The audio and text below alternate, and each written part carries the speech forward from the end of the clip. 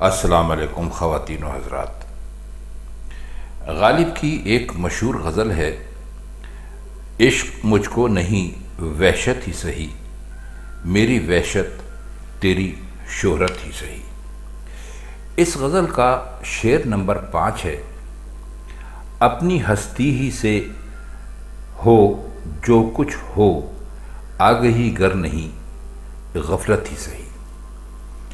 ہمیں یاد پڑتا ہے کہ ہم اس غزل کی تشریح آپ کی خدمت میں غالباً پیش کر چکے ہیں، لیکن ہماری ایک سننے والی محترمہ ملیکہ اروڑا نے کمنٹ سیکشن میں یہ فرمائش کی ہے کہ یہ شعر نمبر 5 یعنی اپنی ہستی ہی سے ہو جو کچھ ہو، آگہی گر نہیں غفلت ہی سہی، اچھی طرح ان کی سمجھ میں نہیں آ سکا۔ پہلے تو حسب دستور ہم اس میں جو مشکل الفاظ ہیں ان کے معنی آپ کی خدمت میں پیش کر دیتے ہیں۔ ہستی کا مطلب ہے انسان، آدمی یا اپنی ذات۔ آگہی کا مطلب ہوتا ہے جان لینا یا واقفیت، اور غفلت اس کا الٹ ہے، یعنی نہ جاننا، کسی چیز سے یا کسی چیز کے بارے میں انجان رہنا۔ یہ تو اس کے مشکل الفاظ کی معنی تھے۔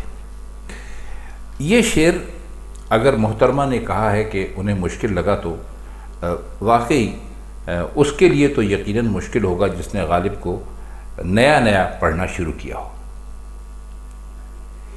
دیکھیے، اس دنیا کے حوالے سے یا اس کے تعلق سے انسان کے لیے دو باتیں ممکن ہیں۔ ایک تو یہ ہے کہ وہ مختلف چیزوں کے بارے میں علم حاصل کرے، جو کچھ بھی کر سکتا ہے، جہاں سے بھی کر سکتا ہے، اس کو علم ہونا چاہیے، اس کو پتہ ہونا چاہیے۔ اور دوسری یہ ہے کہ ان چیزوں کی طرف سے انجان بنا رہے، لاپرواہ رہے، بے پرواہ رہے، اور دونوں صورتیں وہ چاہے تو اختیار کر سکتا ہے۔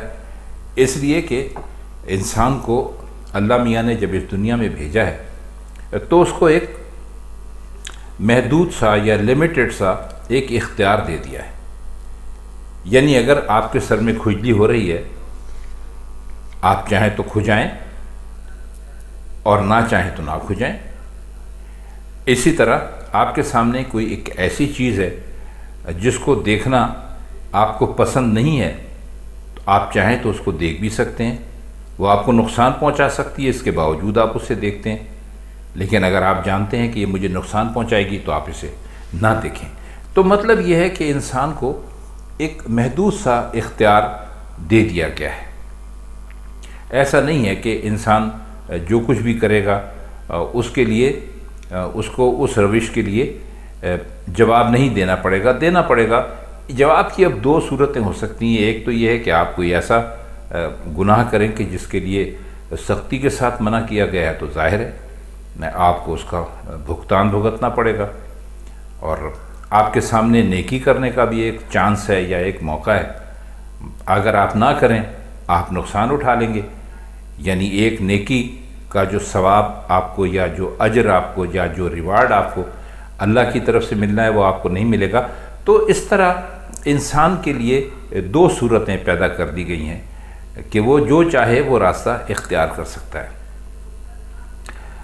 تو مرزا غالب یہ کہتے ہیں کہ انسان کو اپنی ذات کے سوا یعنی اپنی ہستی کے سوا کسی کا خیال تک دل میں نہیں لینا چاہیے۔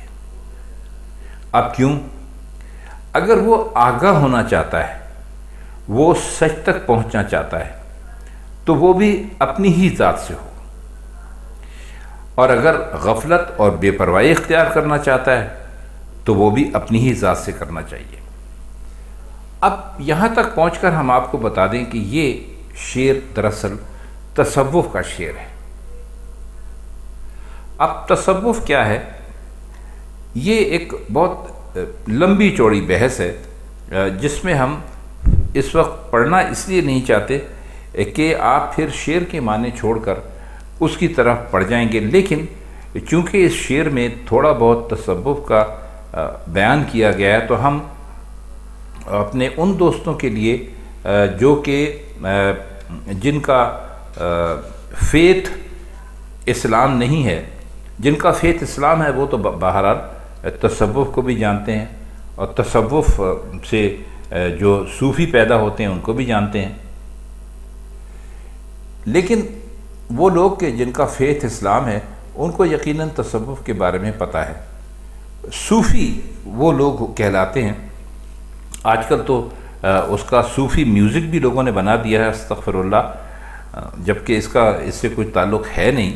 بہرحال یہ تصوف کا ایک بہت بڑا مسئلہ ہے جو مرزا غالب نے اس شعر میں بیان کیا ہے، اور الفاظ بھی بہت اچھے ہیں۔ یعنی اپنی ذات سے آگاہی کا مطلب، یعنی اپنی ذات کو جاننے کا مطلب یہ ہے کہ انسان اپنی حقیقت سے واقف ہو جائے۔ اور انسان اپنی حقیقت سے کس وقت واقف ہوتا ہے؟ جب اس کو اس بات کا یقین ہو جائے کہ اس کا کوئی پیدا کرنے والا ہے، اور دنیا میں اس کے پیدا کرنے کا کوئی خاص مقصد ہے جو پورا ہونا چاہیے، اور یہ مقصد اللہ میاں کا مقرر کیا ہوا ہے۔ دیکھیے، آپ دیکھتے ہوں گے، آپ نے کئی مرتبہ سنا بھی ہوگا، لوگ کہتے ہیں کہ فلاں صاحب دنیا میں جب کسی کا انتقال ہو جاتا ہے تو لوگ باتیں کرتے ہیں، تو کہتے ہیں بھائی لگتا ہے کہ اللہ میاں نے ان کو یہ کام کرنے کے لیے پیدا کیا تھا کہ وہ سوشل ورک کریں، اور انہوں نے بہت اچھا سوشل ورک کیا، اور جب ان کا کام ختم ہوا تو اللہ میاں نے ان کو اپنے پاس واپس بلا لیا۔ تو جیسے ابھی ہم نے آپ کو بتایا کہ انسان کو یہ سمجھ لینا چاہیے، ہر انسان کو، کہ جیسے اللہ نے اس دنیا میں کوئی چیز بے مقصد پیدا نہیں کی، اسی طرح انسان اور ایک ایک انسان کو اللہ نے جو دنیا میں بھیجا ہے وہ ایک خاص مقصد کے لیے اور ایک خاص نصب العین کے لیے بھیجا ہے۔ تو انسان کو چاہیے کہ وہ خاص مقصد اور وہ خاص نصب العین شاید آپ کو مشکل لگ رہا ہو۔ نصب العین کا مطلب یہ ہوتا ہے کہ کوئی مقصد خاص، بطور خاص عین آپ یہاں استعمال ہوا ہے، تو اس کو پورا کر دے، کیونکہ یہ مقصد جو ہے وہ اللہ میاں نے، یعنی جو ہمارا خالق ہے، ہمارا پیدا کرنے والا ہے، ہمارا کریٹر ہے، اس نے یہ کیا ہے۔ اللہ تعالیٰ نے قرآن شریف اگر آپ پڑھتے ہیں ترجمے سے تو آپ نے یہ ضرور پڑھا ہوگا کہ اللہ نے فرمایا ہے کہ میں نے جنوں اور انسانوں کو پیدا نہیں کیا مگر اس لیے کہ وہ میری عبادت کریں۔ مطلب یہ ہے اس کا کہ ہم نے جنوں اور انسانوں کو اس لیے پیدا کیا ہے کہ وہ صرف ہماری عبادت کریں۔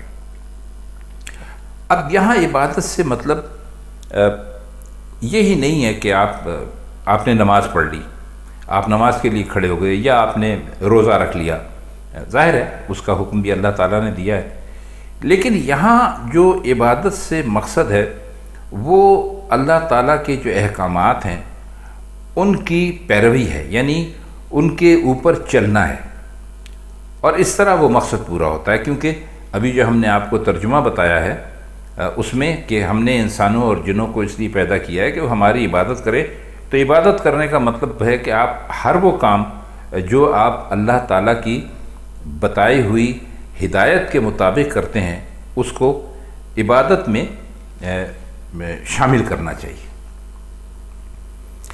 اب ایک روایت سنی ہے جس کے لیے کہتے ہیں کہ حدیث ہے کہ جس نے اپنے آپ کو پہچانا اس نے اپنے پروردگار کو پہچان لیا، یعنی یہ اپنی ذات سے آگاہی ہے، اپنی ذات سے واقفیت ہے۔